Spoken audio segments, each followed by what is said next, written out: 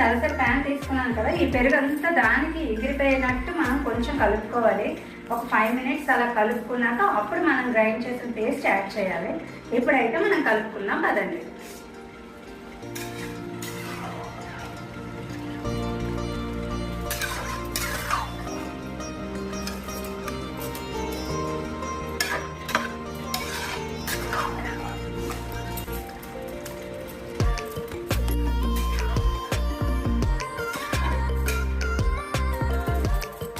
చూసారు కదండి, మనం వేసిన మజ్జిగలోనే అసలు ఆ కర్డ్లోనే ఇది ఉడుకుతుంది.